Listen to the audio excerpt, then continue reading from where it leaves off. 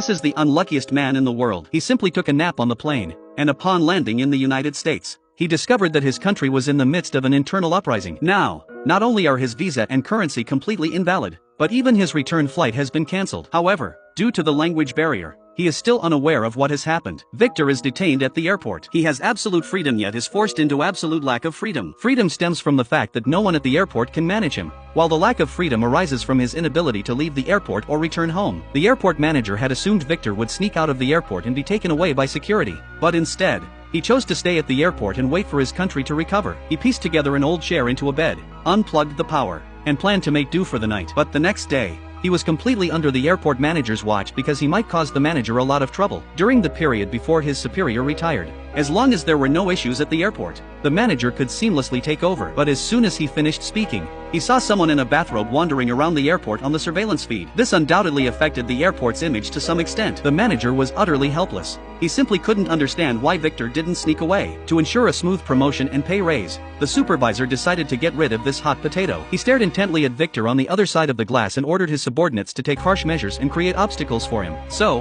when Victor was enjoying the airport's free snacks, the bald supervisor approached him. He pretended to be friendly and revealed to Victor that there would be a 5-minute gap when the security guards changed shifts at 12 o'clock. He subtly hinted that Victor could take advantage of this opportunity to leave. Victor thought he had stumbled upon a golden opportunity, but in reality, it was just the supervisor's trap. Outside the airport, a tight net had already been set up, waiting for Victor to take the bait. As long as he dared to step outside, the supervisor had the authority to immediately arrest him as an intruder. Victor looked at the United States, which was just a stone's throw away, and felt a mix of emotions. He slowly walked toward the door but accidentally noticed something suspicious. The surveillance camera seemed to be fixed on his body scan. To verify his suspicion, Victor deliberately moved forward and backward, pretending to squat down to tie his shoelaces, and the camera indeed followed him closely. When the supervisor was discovered, he nervously ordered his subordinates to move the camera, but by then Victor had already hidden himself under it. Since no one could be found anywhere, the supervisor became furious. Just as he was busy trying to figure out what to do, Victor's face suddenly appeared. Seeing that his deceptive tactics weren't working, the supervisor decided to use a more straightforward approach. He prepared a meal for Victor and told him there was another way for him to go home. If Victor expressed fear of the turmoil in his homeland,